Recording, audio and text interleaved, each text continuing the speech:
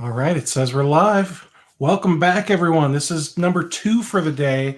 I'm Steve with Rocket MSP. Joining me is Rex Frank, C-Level Operations. Now, Rex, I'm very confused by your name because your first name is not Rex. My first name is Steven. Rex is my middle name. Uh, Okay. Quick story there. As I remember many years ago, I was at literally a conference room, and there was 5 Steves at the table, and that was the Oh, first goodness. time I said I'll go by my middle name, which is Rex. Which, as it turns out, my grandpa Rex was a major influence in my life, and to me, it was kind of an honor to start using his name. And Yeah. I remember this is going to go back to the mid 90s. I was Mhm. writing one of my first articles. I was getting published in a little industry magazine called Stacks, the Network Journal. And Okay. and Not I familiar was, with that yeah, it probably disappeared in the 90s. But I remember thinking, I need to build my personal brand a little bit. And Steve Frank is kind of a generic name, but Rex Frank is has more uniqueness to it, and so I decided to publish that article under Rex. And the guy I work for, his name's Ole Thorderson at that time, kind of latched onto it, and everybody at work started calling me Rex, and it was really weird. And one. so Yeah. now, and then I moved from Southern California up to Seattle, and I just told everybody my name's Rex. So in California, I'm Steve, and in everywhere else in the world, I'm Rex. So it's kind of weird, but I like it. All right. So you may see me typing away and wonder what is Steve doing that he's not paying attention. And what I'm doing is I'm getting chapter markers going. So earlier today, I did one of these with Dave Sobel. And for those of you that watch that one later, it's already got the chapter markers in YouTube. And I just learned how to do that. Rex, are you familiar with the chapter markers? You know what I'm talking about? So Nope. on YouTube, I'm actually going to share my screen because like I love nerding out about this that much. So let's see. Share share screen. Of course I will allow, and it doesn't let me allow. Oh, entire screen. There we go. That's frustrating. It doesn't let me select a different screen. Screw you, Firefox. Okay, so I have to get creative now. Now I can allow. Are you seeing my screen? I am not yet, but No, you're not. I'm not sure I'm watching the right thing.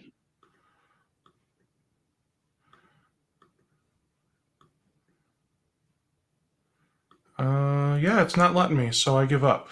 We'll try this some other time. Anyway, if you go to some of the more popular YouTube streamers, like pretty much anyone that's making millions of dollars a year on YouTube, you can like hover your mouse over the timeline, and you'll see that there's like chunks in the timeline, and all you have to do to make those chunks is put basically timestamps in the description. So I've already got the timestamps in the description with the one that I did with Dave. I'll be making the timestamps like basically while we talk. I just kind of make note of here's what we were talking about for the last 15 minutes kind of thing. So that way timestamps are done.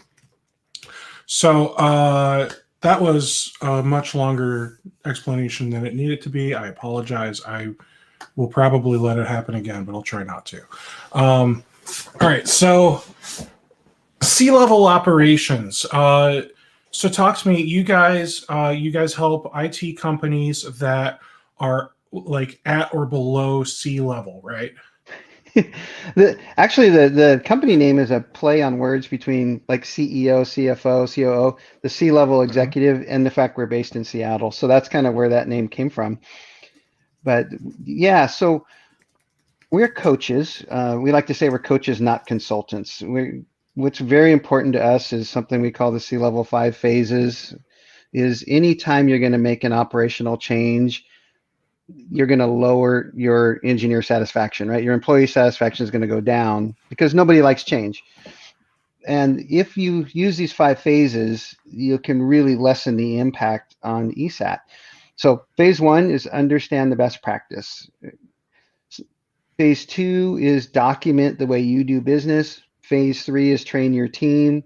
Phase 4 is implement your new process. And phase 5 really takes twice as long as phase 1 through 4 combined. And it's probably the most important and the least executed on. It's what we call inspect what you expect. And that's where you do the measuring. Are people following our new process?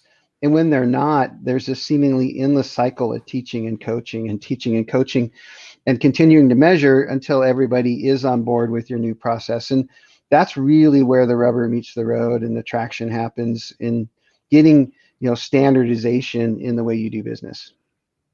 Okay.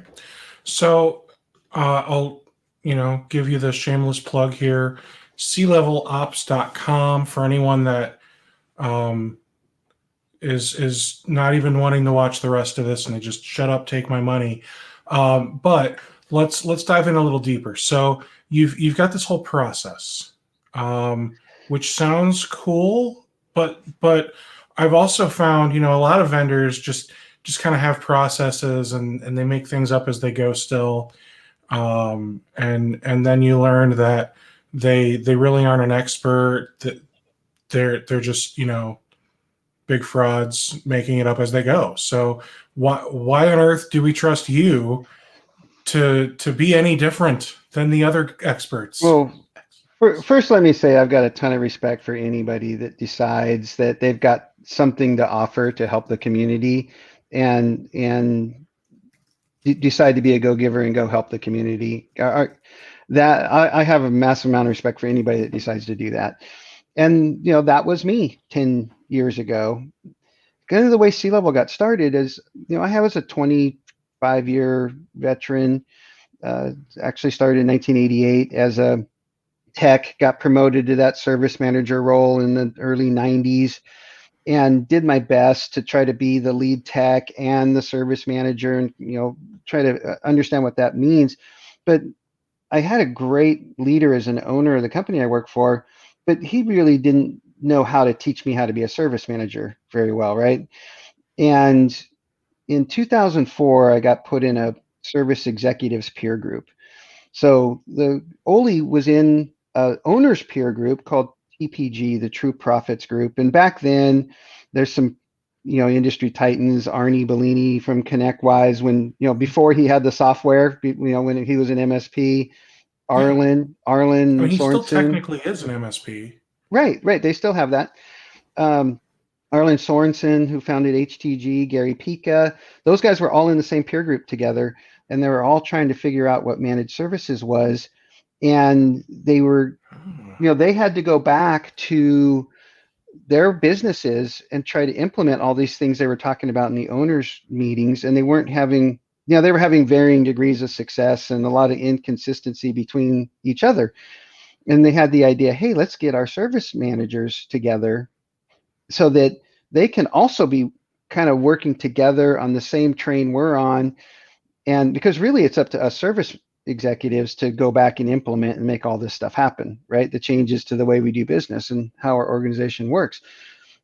So, man, that service executive peer group that I joined in 2004 was a game changer for my career, because there was so many people in there that had their bar set higher than mine, and were better leaders and executives than I was. And there was some that had their bar lower.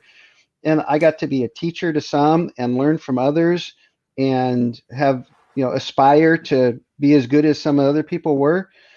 And, so in that peer group, there was kind of 3 main things we did. We were held accountable by each other to very specific financial metrics, right? We have to produce service gross margin dollars. We were held accountable to setting strategic goals and coming back every quarter and really having to face up to our peers whether we achieve those goals or not.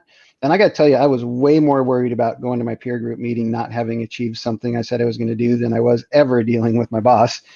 And the third thing was the best practice sharing, right? Like we would have an assignment. Okay, next quarter, we're all going to bring our client onboarding process. And then we'd all talk about ours for a couple of minutes, but during that process, we'd learn about everybody else's, and then we'd go back and make ours better.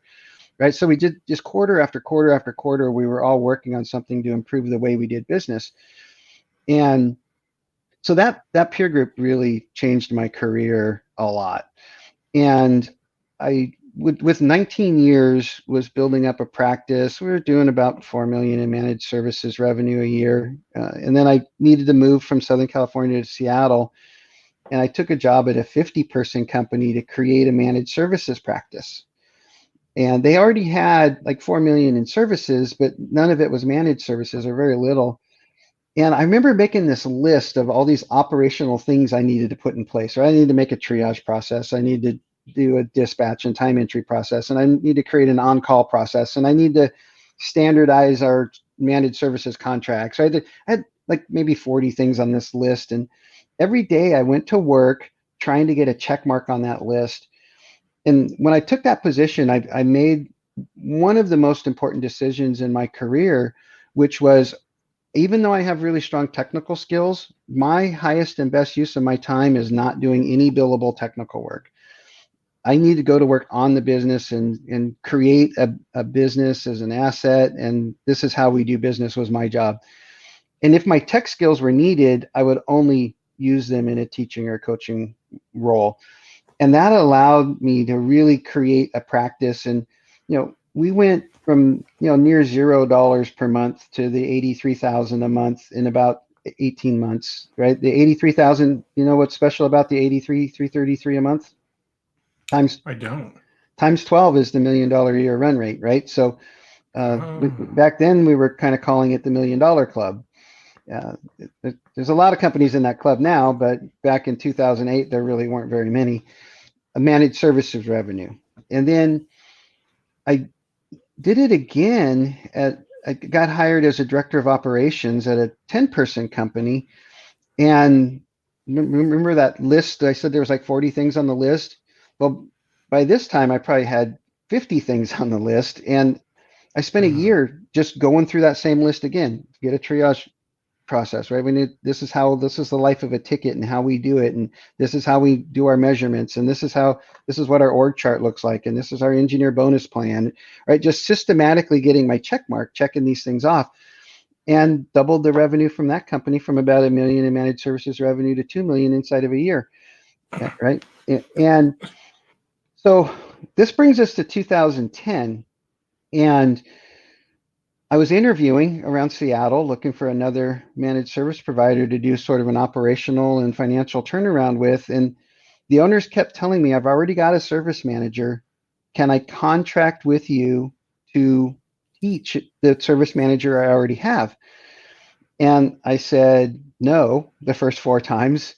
But the fifth one, inside of 4 or 5 weeks, I did a little math in my head and said yes. And, the first year, I was very much what you had described, right? Which was, I had it in my head, but as I kind of had to make it up as I went. And I spent probably more time creating an operations library of trying to just brain dump all these best practices into documents than I did actually working with my clients.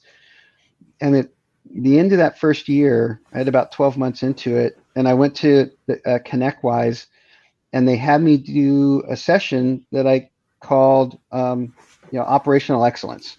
And all I did in that session was talk about these 87 different operational things that we need to work on, what they would look like once you got it implemented, and created a methodology around prioritizing what's most important.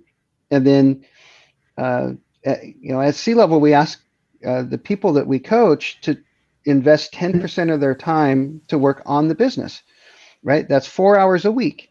And we say we want you to spend 1 hour a week with your coach and 3 hours a week doing your homework, which is one of those 5 phases: understand, document, train, implement, and inspect. As a manager, you should be spending 4 hours a week doing those things, carving out the time from the tyranny of the urgent to work on the business. And so I did a presentation, and next thing I know, I had more clients than I knew what to do with. And I I onboarded my first coach to work with me, and probably spent 6 months training him and having him contribute to the content library. And I told him, you need to learn this content, but more importantly, we need to create a program for bringing more coaches on board. Right? You're not going to be the only coach to join C-level. We're going to need to learn how to do that. And we've probably spent at this point as much time standardizing how we onboard a new coach with C-level as we did the content that we're using to coach the clients. And the year after that, we needed another coach. And the year after that, we now have 15 coaches at C-level, all contributing to that. We call it the ops guide, the body of knowledge. We have a whole change management process around that ops guide, and we're putting 4 content updates per week is the goal into that body of knowledge of all these operational processes around running one of these managed service providers. And the thing that blows me away is we're not quite there. I think last time I looked, we're just around 490 companies we've worked with in the last 10 years. Good for you, man. All right, so I have so many questions now. All right, so obviously, my first question is, how do I get my hands on that checklist of all the things that we need to do to be a successful MSP? Oh, the checklist. If you go to that clevelops.com and do the Let's Talk and just have a chat with the coach, we're very giving with that checklist. Okay. Yeah. Because the checklist isn't going to do the work. The checklist is not going to do the work. There's still a lot to do. Yeah, and I'm happy to throw it up on my screen if you want me to do that. Sure. Okay. I'll work on that. Maybe you'll have better luck with the share button than I did.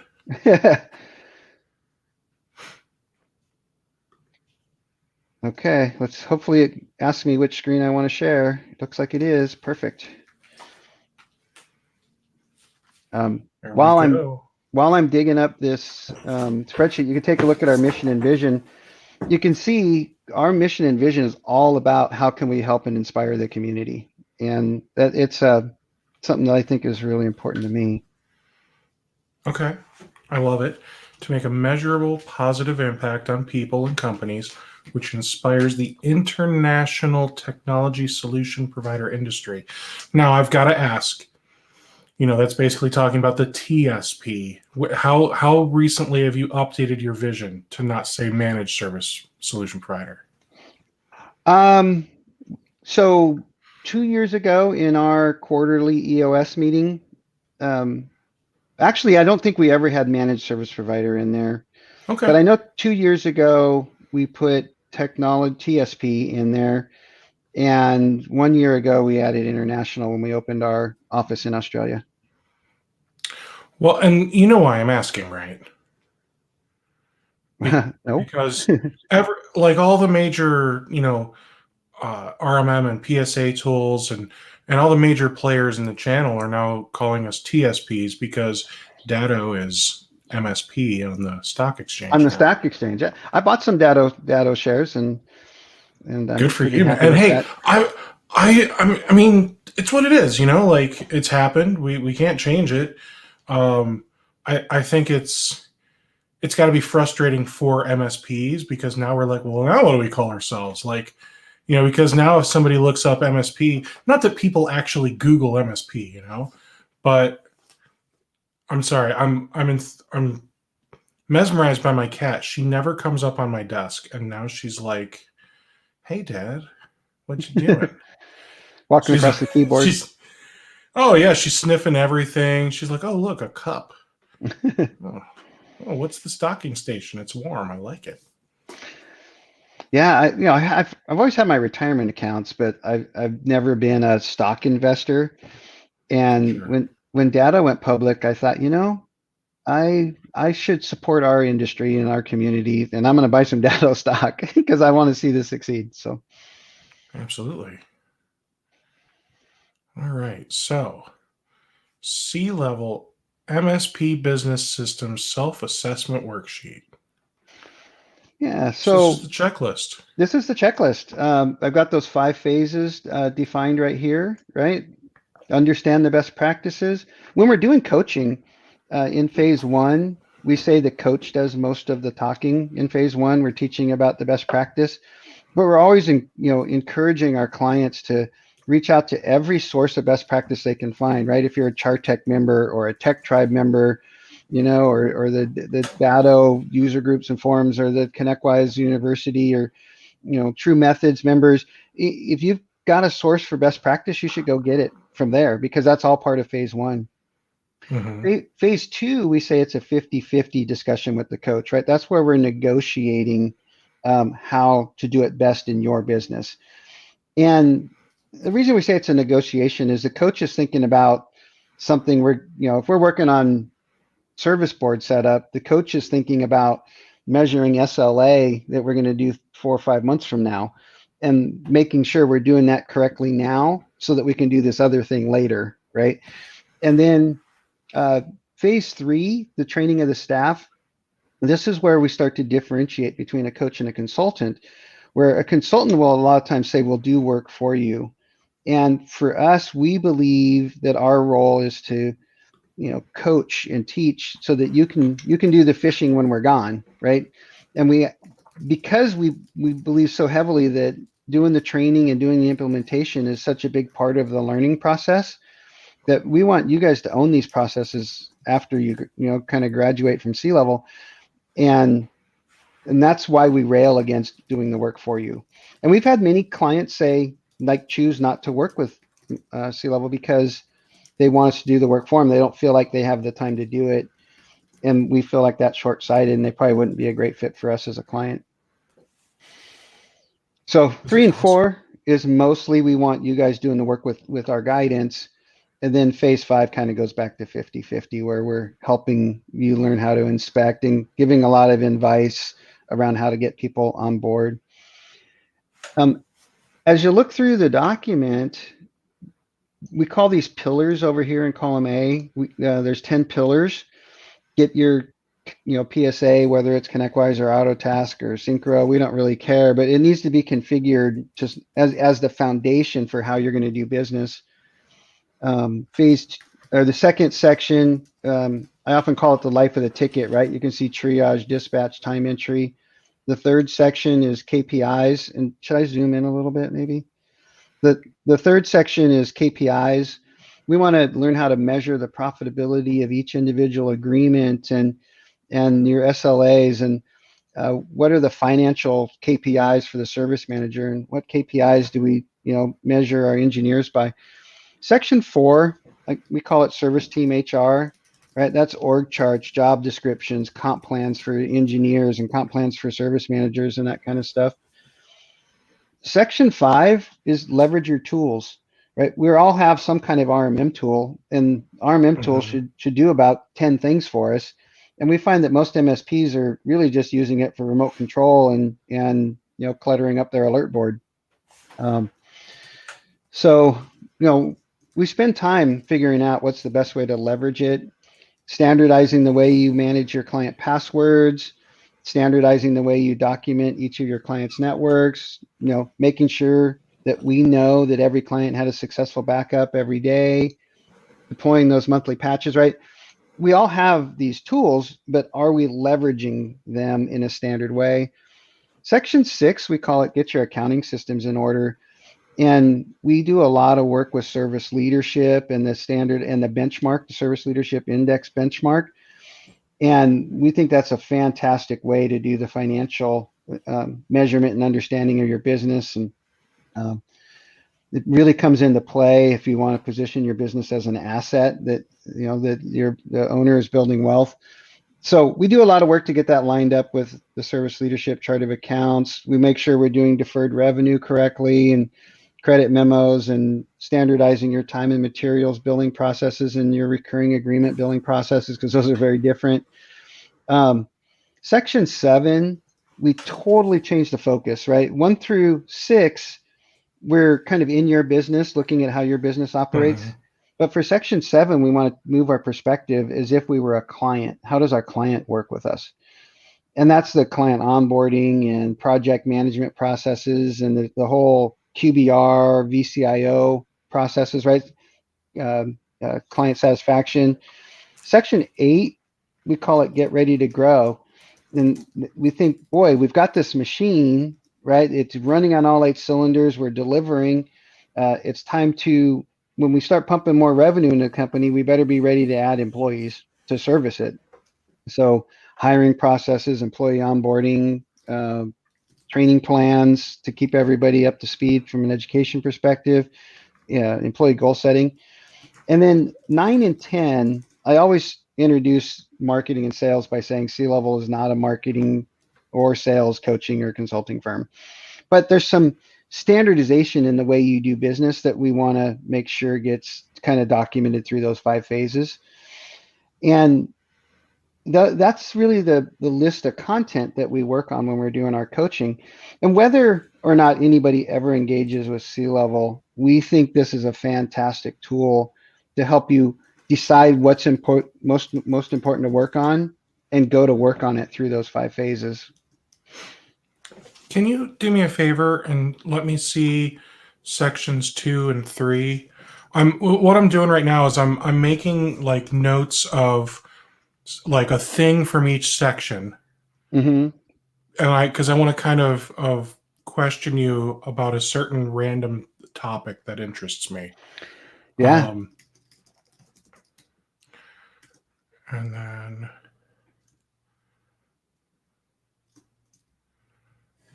let's see. So out of see, and it's hard because like there's so much good stuff here, man. Like you guys, I can tell, are doing really awesome things. Yeah, I completely built a business around this checklist, right? And Yeah. we focused on creating standardized content for each of these. And one of the things I like to say is 10 years ago when I started the business to kind of help MSPs, I was kind of cocky and thought I knew a lot about operations after doing it in 3 different firms, right? And look, now after working with nearly 500 companies, looking back, what we've learned and feel like we know now compared to what it looked like 10 years ago, 10 years ago is probably 10% of what it is now, right? Oh, sure. Yeah.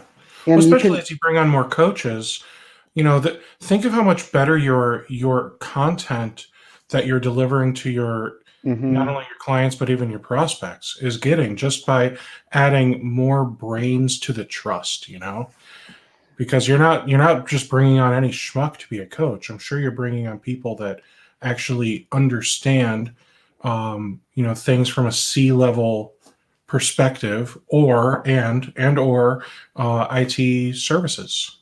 Yeah. And what's interesting is, well, I got a quick story to tell. Is from about the 3rd coach we brought on is when I really started noticing this was a pattern, and it's held true for every coach we've onboarded.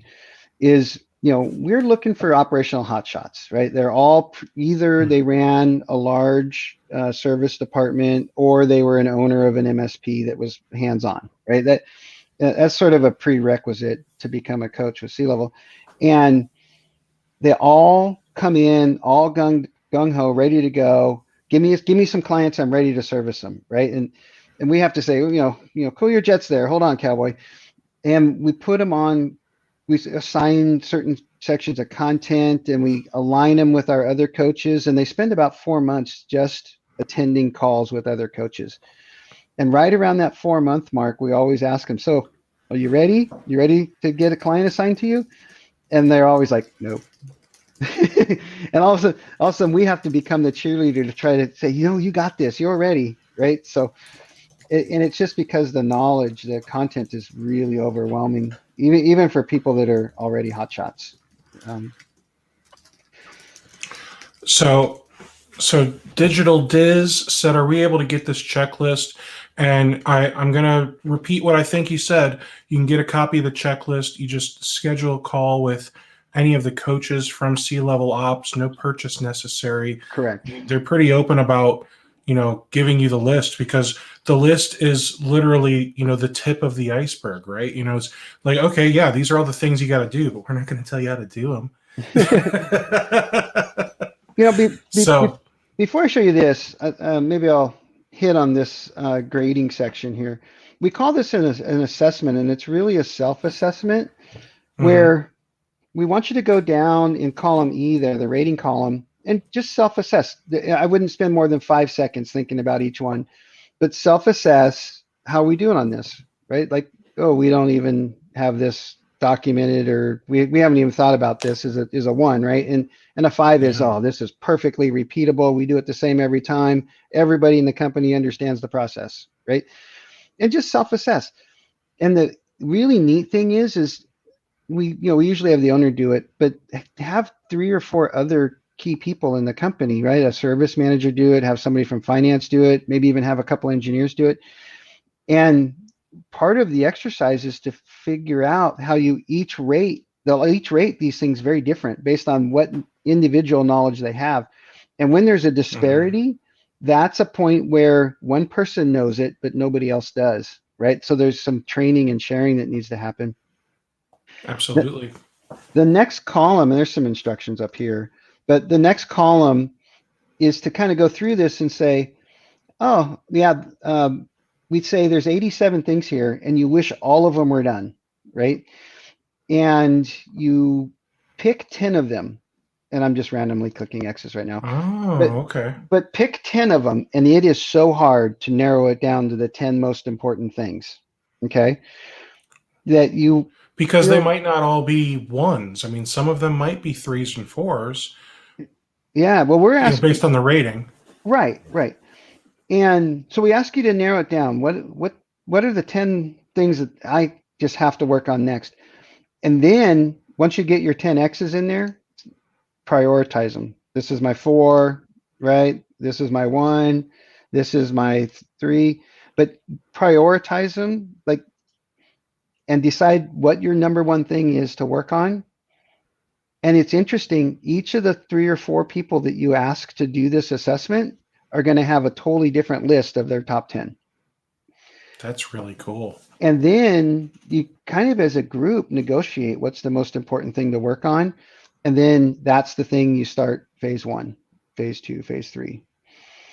And Oh man, that is cool. it lets you create a plan of improving operations. And I like to say C-level is operationalized improving operations, right? We created a standard way to work on operations.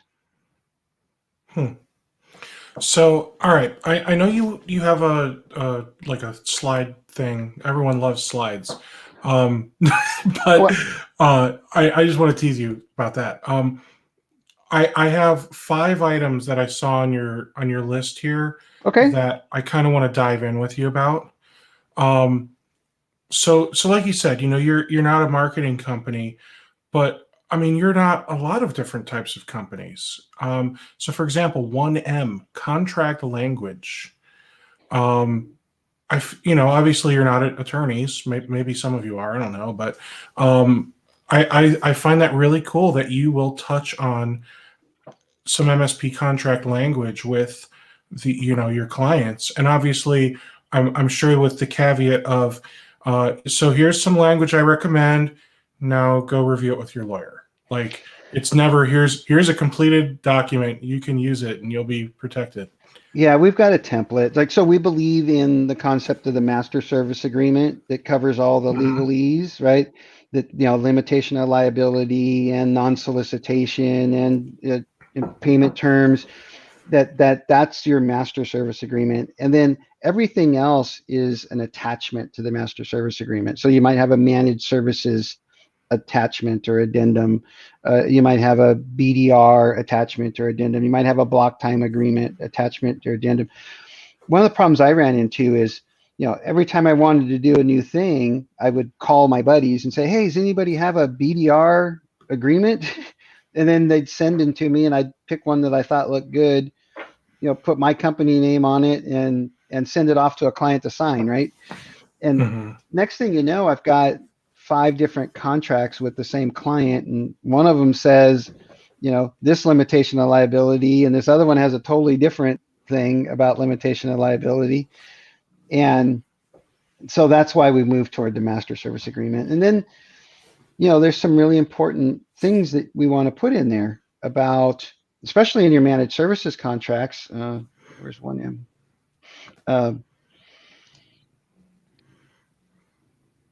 Do we have a cost of living adjustment, a COLA, in there that allows us to auto raise our prices? And I've seen companies get in a lot of trouble because if you're looking at gross margin percentage, okay, and you increase a cost, aka you give your engineers a 3% cost of living adjustment, right? So if I only raise my price 3%, what happens to my gross margin percentage? My gross margin percentage is going to go your labor's down. your highest. Your labor's your highest cost. So yeah, But your margin goes down. If I want my labor to be 33% of my revenue and I increase my labor cost, I have to do a 9% increase in my revenue to maintain my labor at a 33% labor cost. Right. So there's some things like that you need to think about. I like it. There's whether it auto renews or not. There's a lot of stuff we make sure our clients have in there about minimum compliance, because when you do a managed services contract with a client, you're transferring risk of supporting that system from the client to you, right? So you're accepting that risk. Well, what's the incentive for the clients to upgrade their equipment, right? Because the risk goes up every year. If they don't upgrade, that 3-year-old machine is now 4, 5, 6, 7, 8, 9, 10 years old. Why should they upgrade it? If it breaks, all the risk is on you to fix it, and it's getting more and more and more likely, that it's going to break. And this is all stuff that it's common sense, but it's like, oh, this should be in the agreement. Mm-hmm. This is great, man. Like I had a minimum compliance section. It says, all the equipment has to be under manufacturer's warranty. All the software has to be licensed and active support agreements, and all there's these requirements, these minimum requirements. There has to be proper cooling and air conditioning. There has to be all these things. And the way I worded it was, here's 10 things that you have to stay in compliance with. And, if 2 things are out of compliance, I can put a 20% add-on on the cost of the contract. If 3 things are out of compliance, I can do a 50% upcharge on the cost of the contract. Because if these things aren't in compliance, it costs me more to support this environment. Now, I will tell you, I never did an upcharge of 20 or 50%. But I often used it as leverage as to why they needed to replace that server or replace those workstations or upgrade that firewall, was so that it would stay in compliance. That's awesome. So that's kind of stuff that we would be talking about in 1M. Okay. So let's talk about 2E, after hours. I believe that was like the kind of after hours policy and rotation and that kind of stuff. Yep. Would you mind if I shared that presentation? Yeah, go for it. So I'll put that over here, and I guess if I hit play, does it go on that screen? Yeah. So up here at the top, one thing I didn't understand in the first 5 or 6 years that I was doing this coaching thing is that we coach it differently depending on the maturity level of the company. So and these are some ConnectWise names of muscle and feel, managing to what good looks like, building teams and strategy, and leading toward legacy. And just to give a quick definition around those, muscle and feel is kind of when the owner runs the company. It's usually under about 8 employees or so. And, there's no service manager. Everybody reports to the owner. There's very little standardization. The owner's carrying all the decisions of the company, and all those decisions are based on a muscle and feel kind of gut feeling kind of thing. Managing to what good looks like is you start hearing industry standards like Gary Pica's saying all-in seat price, Paul Dippel's saying best-in-class gross margins, right? Revenue per endpoint or something along engineers per endpoint. There's some ratios out there, and you're like, oh, I want to measure myself against that. And you try to run some reports out of your PSA, and you realize none of your reports make sense, and you finally come to the conclusion your reports don't make sense because you don't have any standardized process that creates good data so you can have a meaningful KPI. So managing to what good looks like is all about getting committed to creating standard process and procedures so you can have good data, so you can have KPIs. And it's interesting, during that stage, you're really not relying on that KPIs information too much because the decision makers, the leaders, are still close enough to every day-to-day client interaction and every individual ticket that they really know what's going on. But you're driving toward having good data and good KPIs. Then the company will transition to something called building teams and strategy. And that's when your leadership team, you've grown enough that there's this thing called the rule of 7 that no manager should have more than 7 direct reports. You can kind of push it to 10 or 11, but by then you're really not doing a great job managing any of the individuals. So, so every 7 engineers, you need an extra leader or manager in there. And so building teams and strategy, your leadership team starts to become somebody representing finance and admin, somebody representing sales, somebody representing the service department. But in the service department, usually there's somebody representing the professional or project side of the business, somebody representing the managed services. And then within managed services, a help desk lead or help desk manager starts to appear. And this becomes your leadership team. And guess what? All those people are one step removed from all the individual day-to-day interactions, and their gut feel becomes less and less in focus. And the dependence on those KPIs increases. And that's when we have to have everybody following standard process and procedure so we get good data, so we can make good business decisions. So what I found is how we coach all these individual items changes depending on which stage of business maturity they're in. So you asked me about after hours, and that's why I wanted to throw this up here, is in these muscle and fields, it's commonly just the owner's the one on call, right?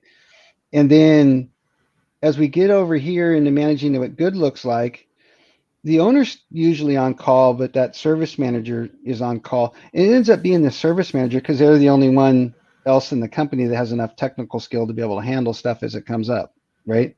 Mm-hmm. As we get over here, the owner drops off the on-call rotation. We usually find that the engineers are the main ones that are responding to the on-call stuff with some kind of a rotation. The service manager's on there as like a safety net usually, and he's their escalation tool as needed. Yeah, or to make sure that somebody did respond, right? And we start to see this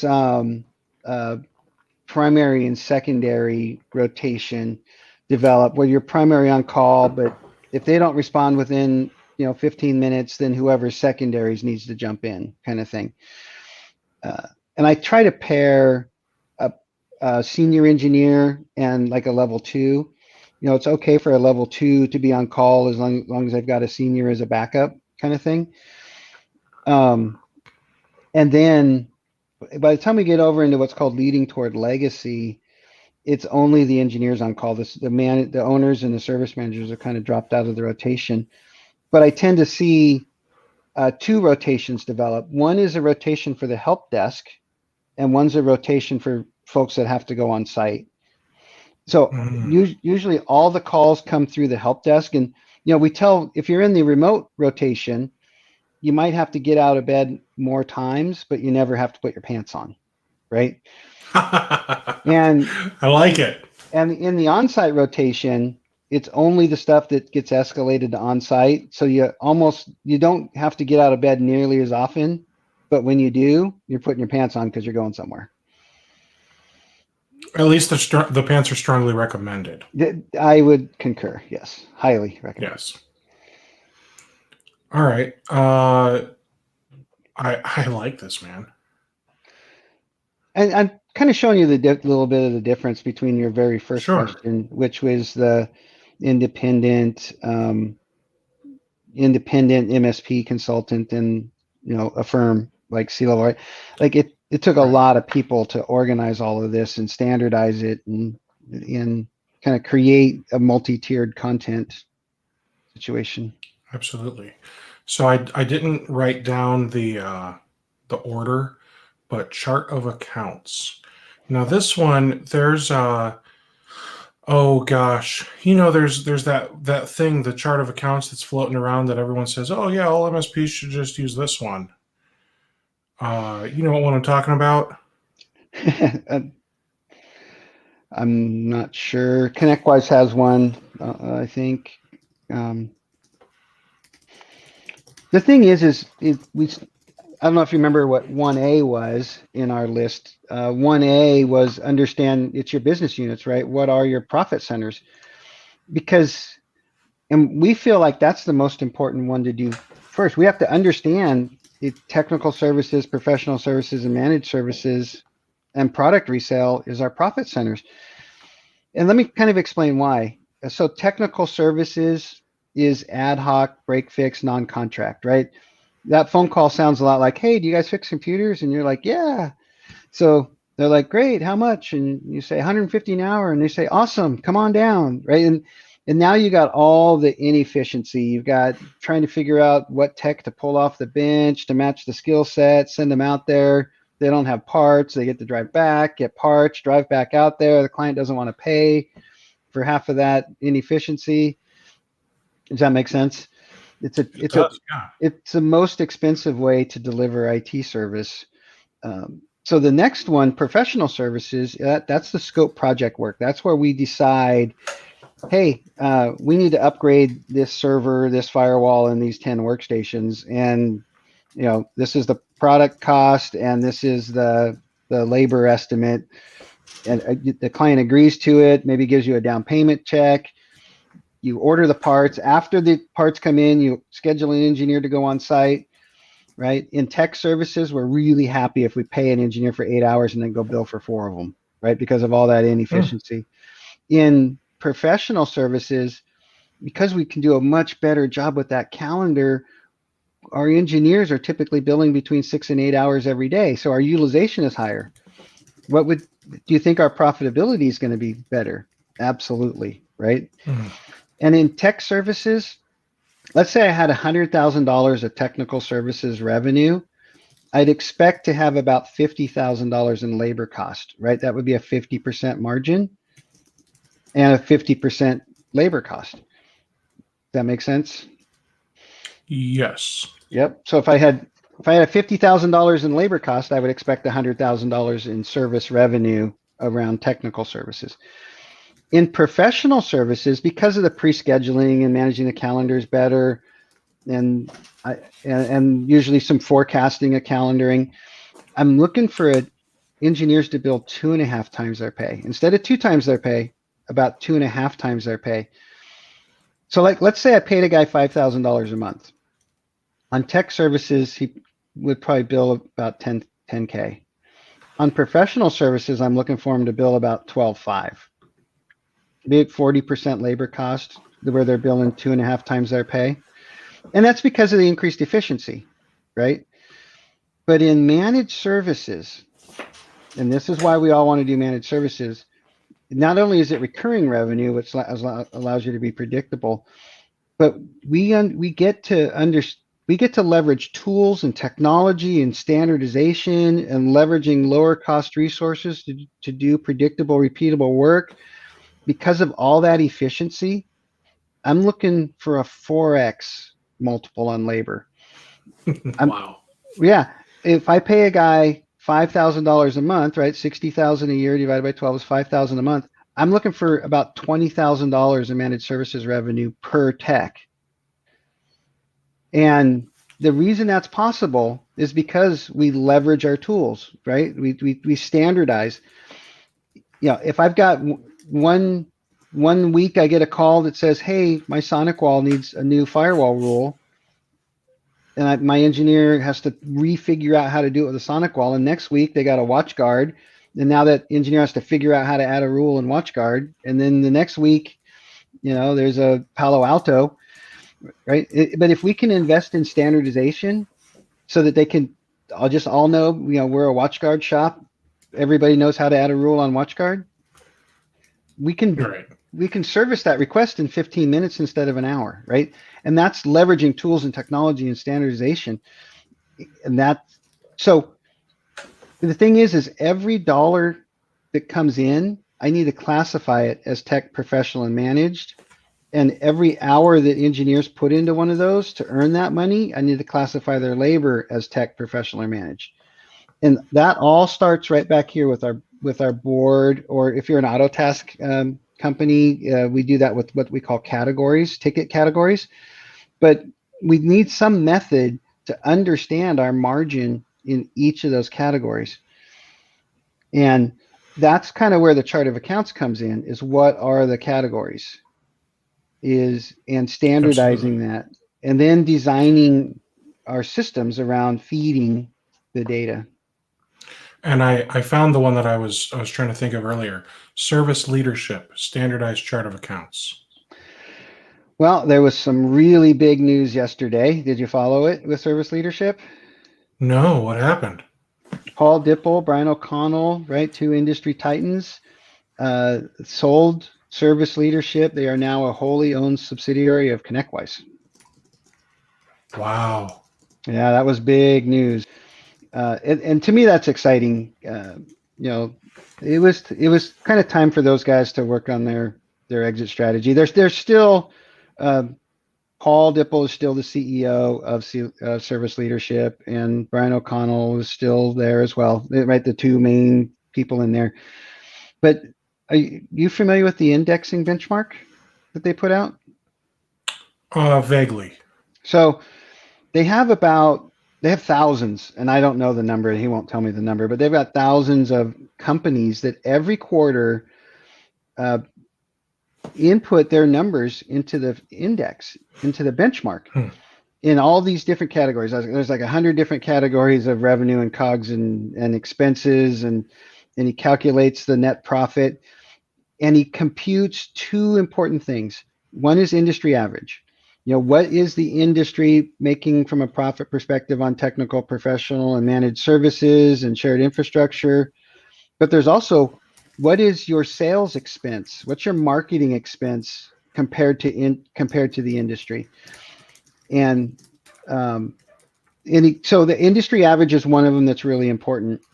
But the more important number that he calculates, that I believe in, is what he calls best in class, which is he looks at all the thousands of companies that reported, and he takes the top 25%, the most profitable companies by percentage, and that establishes best in class. So you might find that industry average people are making 42% on technical services, but best in class companies are making 52%. Or industry average companies are spending 4% of their revenue on sales and marketing, but best in class companies are spending 7% of their revenue on sales and marketing, right? But then he also charts out your last 4 quarters against industry average and best in class. And that way you can start to make business decisions like, oh, my managed services margins are much lower than the industry. I need to spend more time on tools, technology, standardization to get our margins up. Or, we're only spending 2% on marketing and sales. Maybe that's why we're not growing. The rest of the world's spending 7%, right? Like, you can start to make those business decisions based on the index. I like it. I need to look at that index. All right. So we talked about the chart of accounts. You've blown my mind yet again. Let's talk about what's next on my list. 7J. This will be the second time I get to talk about this today. Regulatory compliance. Everyone's favorite thing to talk about. So my best advice here is, do you remember earlier I was talking about dealing with all 5 different firewall brands and how difficult it is for your engineers to support those 5 different firewall brands. Standardize on something so that way you can be as compliant as possible because you're Written an expert on one thing. written security policy is the number one thing. You have to create just like you have a standard firewall, you have to create a standard written security policy because you're going to teach your engineers about it and how to comply with it. And you're going to implement that same policy in all of your clients. And the interesting thing is once you get them to agree to the policy, okay, there's going to be a lot of recurring tasks that they need to do, right? They need to deploy Windows patches every month. They need to do a risk analysis every year, right? There's all these things that the policy is that they need for their industry, and PCI compliance, and if you're in Europe, GPDR. If you're in California, there's a specific. New York, I think, has a specific policy, standard of IT security as well, right? And you need to have a policy that complies with all of that, but they're gonna make commitments to live up to that policy, that these things need to be done. And guess what? These MSPs will conveniently have service offerings that line up with the commitments that are in that policy. I like it. And then, so now, not only are your engineers know not to ask clients for their passwords ever, right? And they know not to use the same password across multiple clients. I'll tell you, when I was a tech, I knew who the 4 or 5 largest competitors were in my geography, and I can tell you that I knew what that password was, what their administrator password was, that they always used. And if I was going to do an eval or something at a prospect, and I saw XYZ MSP's login, I knew what their password was. I could log in as them as the admin and do my assessment, right? Yeah, well, Don't do that. one thing that's real scary is there's a company 45 minutes away from me that last time I helped them with something, every one of their clients had a standardized password. That's what I'm saying. Admin yeah. Like I never realized that like big MSPs did that too. Like they have 6 figures MRR, and they're using like zip code, first 3 letters of the client name, hyphen SVR dash the area code of the phone number. Like I'm just making it up, right? Because I don't want you guys to. There was a time when I did that too, and we had to get away from that. Yeah. I used to do these build your security policy workshops.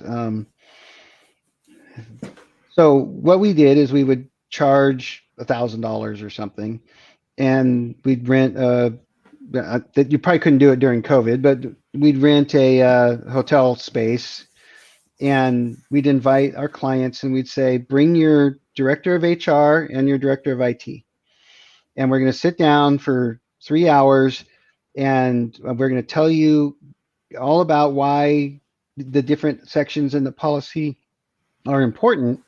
But the thing is, you're going to leave here with your written security policy. And I loved watching the IT and the HR go back and forth, but they would come to their conclusions and get their policy written, and we'd be there as a guide to guide them through it. And we'd get 10 companies in the room, and we'd make $10,000 in 3 hours, kind of thing.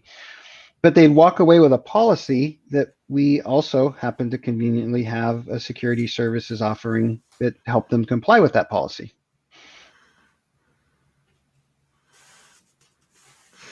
Sorry, my cat's now trying to decide if she wants to hop up on me again. All right, so I love that, and I just want to clarify. when you're sitting down in the hotel with these are when you were an MSP, not as C-level No, ops. right. When I was an MSP, I Okay. used I used that as a prospecting tool, right? It was a sales Yeah, differentiator, that our salespeople could get people to come to this, and then they would learn more about us, and many of them became managed clients afterward. that's amazing. That's like honestly one of the best selling tactics I think I've heard yet. Um, the second to none, but I will say a close second would be the guy who basically stalks his clients for about a month.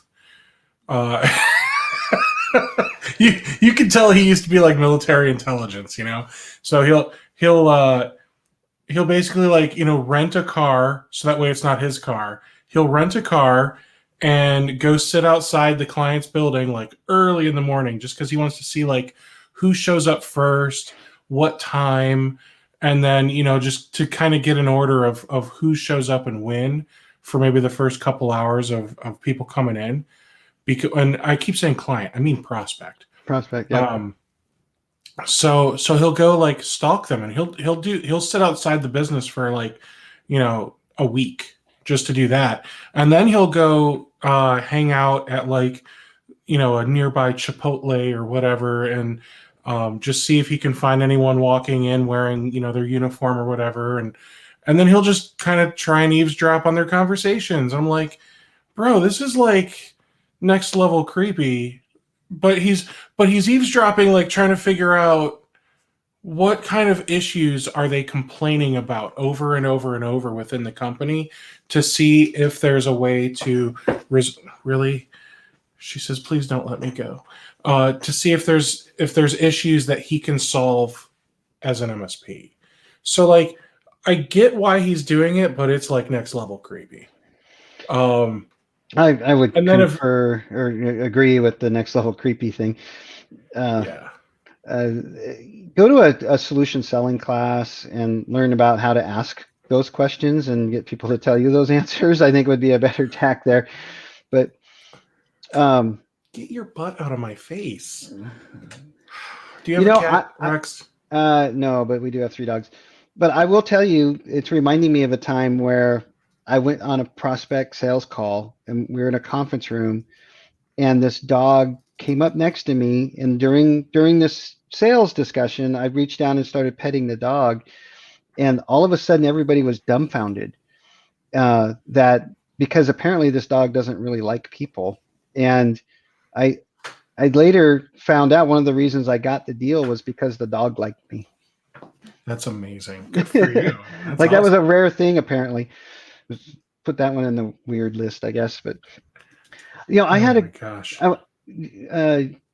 I've seen, as an MSP, I had 2 competitors doing things. One I thought was really good as a competitor, and one I thought was the worst thing I'd ever heard. And I'll share them both with you. So one was, it was a competitor, and he had some they were, it was part of his marketing tactic, but they worked to try to build a like in the wings relationship with as many companies as they could in town, right? Oh, I understand you're happy with your current MSP. I just want to keep you in the loop on some things we're doing, and here's some offerings we have, and just like made that relationship. And they've made a pretty regular contact with my clients, right? And but he was waiting for that day that I did something wrong and my client was mad at me. And he was expert at capitalizing on that moment. And Did he so could, that day eventually came? that day would always eventually come, and then he could at least get an appointment, right? And that's the part I thought, as much as I hated it, I thought it was a very good It's marketing intelligent. tactic. Yeah. It's intelligent. And then here's the one I hated. There was a guy in the Seattle area that was going He would around. stalk he would stalk his prospects. Oh, even worse. If he could get in the door, he would say, "Hey, I see you've got a RAID 5 array here on these drives. I'm going to pull one of these drives out. It won't hurt your system, But if your MSP doesn't call you, they're not doing a good job monitoring it. That's dangerous. It's incredibly dangerous. But honestly, did he carry any risk? No, because if we had a problem, I was the MSP under contract that had to come fix it. Wow. It was the terrible thing. But well, I mean, it is also kind of genius, but that's like such a jerk, dude. Oh, it's a total jerk move. Like, oh my gosh. You know what though? It did help keep me accountable to making sure we had all of our, we could monitor the arrays on not only HP servers, but Dell servers and whatever other kind of server was out there, right? We had to make sure our this guy did make sure we were doing our hardware monitoring. He pulled power supplies out too, right? If there's redundant power supplies, he'd pull a power supply out. That, again, dangerous, but at least that one's not as bad as pulling a hard drive. Wow. All right, let's talk about the last item that I wrote down here. 9C, MSP branding. I'm curious what you have to say about that. When I pick up a client and I look at their website, if I see a whole bunch of vendor brands on there, right? We're a Lenovo reseller, we Webroot, whatever if it's all about the vendor brands, I know we've got work to do on branding. Really, you should be selling your brand offering, and all the tools or components that you use shouldn't be consequential to the discussion with the client, right? You should be able to, if you don't like Webroot anymore, you should be able to switch it out to whatever new antivirus you want to use. And that's really the key is, are they buying your workstation security service, right? And that's kind of why we ended up with the NetWatch, NetSupport, NetCares out there, right? Really meaning silver, gold, platinum kind of thing, is building the brand. And you should be representing and selling your brand on your website. You may leverage, several vendors to deliver, whatever your offering is under your own brand. That's kind of where I'm going with that. Because yeah, and that's exactly it, man. Because you're not going to walk into some local auto company and say, yeah, I'm thinking about getting my car worked on here. Can I go look in your toolbox? Yeah, are you using Craftsman or are you using Snap-on? Yeah. Right? Yeah. And I love that you said those two brands, because those are literally the only two brands I would have thought of too. Cobalt too, I think, right? But Natco. So yeah, I agree with you 100%. A phrase that has stuck with me for years now, over a decade. Your prospects and customers don't care how the watch is made. They only care what time it is. Yeah, I love that. And Gary Pica, True Methods, used to run around a lot talking about people don't buy flour and sugar. They buy a cake, right? And stop selling flour and sugar, right? Kind of the same analogy. I love his cake analogy, man, because you're not selling the flour and sugar. You're selling the most decadent chocolate cake ever, and they don't care what the well, I care what the recipe is, because I don't want to spend, $80 on this cake when I can buy all the ingredients for $15 and make it myself. But we're not talking about the same thing now when we're actually talking about cake. There is a difference, thank God, between cake and IT solutions. So, with C-level, we often use the gym analogy, right? You can't go get a gym membership and expect to get yourself six-pack abs. It takes a lot of effort and a lot of work on your part. We're the personal trainers at the gym. Is that where I'm going wrong? Yeah. We're the personal trainers at the gym, but you're not going to get six-pack abs unless you come do work. 3 hours extra homework every week kind of thing. I like that. That's really cool, man. Well, Rex, I, I've got to say, I'm impressed with what you guys are doing. So I'm going to ask the question, and hopefully, it's just going to make things really easy. I'm going to give you a really easy sales pitch, right? How much is it? If an MSP calls you right now and says, "I need C-level ops," what's it So cost? yeah, so we've got um, kind of our pricing is based on how many employees you have, Okay, because if we have a cost basis if we're working with 1 to 25 employees, 26 to 50, right? So got it. and And most of my viewers probably fall in that 1 to 25 type of range. yeah, so we're going to ask you to part with about $1,500 a month US. Um, That's very reasonable based on yeah, what.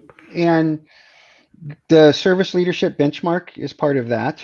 Okay. Mhm. So there's a $200 of that is what we call membership, which gives you access to the portal.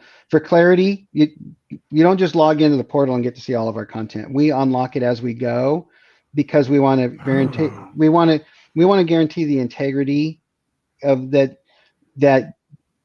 we're coaching it so that it's understood what that content is about so it can get implemented, correctly. Well, not only that, but let me tell you, man, when I log into a portal and I see, I logged into this thing and it's called God Tier Ads. Not sure I love the title, but okay, I see what you're going with. And I open it up and it's got like it's a checklist much like yours, but it's got like 178 items that you have to do to manage like a perfect Google Ads campaign. And I'm looking at this going like, where do I even like where do I begin? Right. Because it's not like or when you sign up for digital marketer or one of those like advertising training type things, you log in and there's like 9 courses you can take, and like one might be all about on like Facebook ads, Google ads, SEO, something else, web design, whatever, right? And so it's like I want to learn all this stuff, but I don't even know where to begin. So the fact that you've got this whole process, I'm gonna put this back up. I mean, you've got this here, man. You help us rate how we're doing, how we think we're doing. You have us prioritize, pick 10 things that we think we should be working on, and then you have us um, all kind of work together as a team to figure out what ones we should actually be prioritizing, because um, let's be honest, it's probably not just whatever I picked. It's whatever my employees who are in the trenches and my managers and whoever else and me all kind of agree on together. And Yeah. this looks familiar. This looks like that site we were talking about, Key Decisions. Yeah. So, and this is a free download as well. If you go to that /key decision, clevelops.com/key decisions. But this is decisions that the kind of the darker blue side is that the owner makes as they Mhm. decide to increase their valuation and maturity of their business. And the lighter blue side is the decisions that really need to be in unison with the owner that the service executive makes in their career to increase the valuation of the business that they're working in. So, number one down there is the owner like makes a decision. I'm going to build my business as an asset, right? It's not just a job that I go to every day. Chris Weiser had a post the other day. If you're not careful, you'll build yourself a shitty job, right? And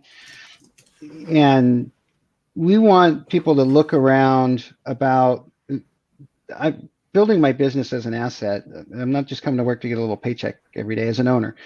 And Sure. the service manager, usually it's the best tech got promoted into that service manager role, and they need to look at it as I need to really stop building my tech skills and start building my leader, service executive skills.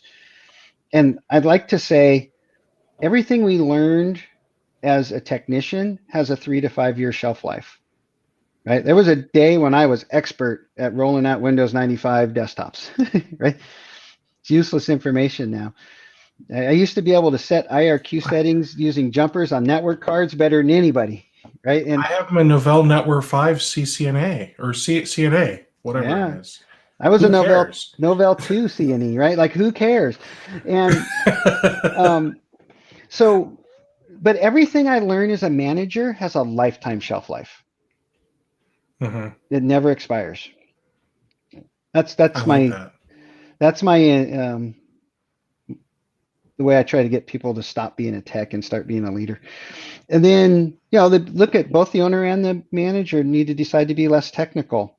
I'm an advocate that owners need to get business coaches and service execs need to get ops coaches. And the next one up, join an owner's peer group and join a service exec peer group. I kind of started out by saying how impactful it was on my career. And I actually had one owner I work with say that he wanted all of his key employees to have a coach and a peer group. And I thought that was really, really insightful. And That is then, great. so we've got commit to sales and marketing. It's time to cast the net and bring some revenue in.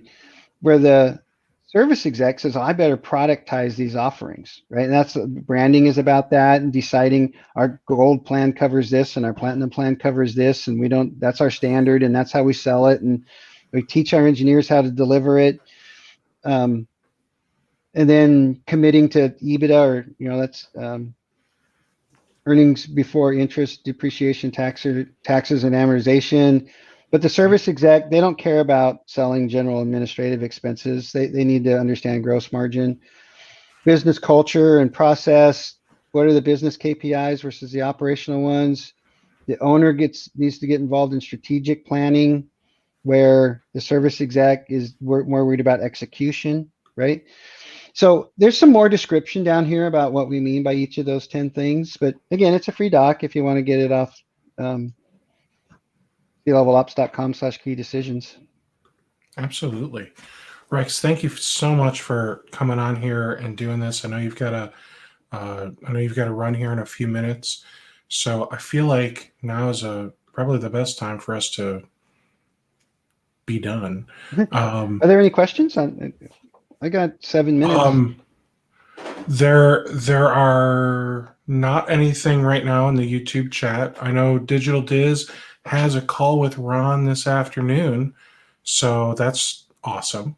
Hopefully that goes super well for you, Digital Diz. I really do hope that that goes well for you too, Rex. I mean, all right. So one more time, I'm going to toss it up here on the bottom. Check out clevelops.com. You can sign up for a call with one of the coaches over at C-Level Ops, and you can get access to that spreadsheet we were looking at throughout the day. And they're not going to, it doesn't sound like they're going to hard sell you. You're either going to want to part with your money or you're not. And I love that you say you're going to part with. You're not going to give it to me. I'm not charging you. You're parting with some money. Well, the interesting thing is and the reason we have everybody participate in the service leadership benchmark is we're measuring our relationship with you guys, and we're measuring each of our coaches. Are our clients improving gross margin dollars? And the improvement in the gross margin and net profit should really be tenfold any fees we're collecting. Yes.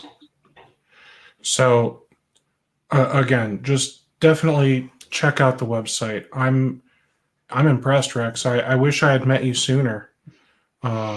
We'd be having a different conversation today, I suspect. So thank you. And for those of you that are still watching, we have the next episode coming on Wednesday of next week with Amy Babinchak. I'm on correctly. Yeah, I'm on the CompTIA Managed Services Executive Council with Amy. She's amazing to me, right? She's running like three different she's got businesses. A great head on her shoulders. Yeah. And how active she is in all the different Facebook communities that I watch, and her advice is always spot on. Well, I'm looking forward to that one. All right. Well, thank you very much, everybody. We will catch you at the next one.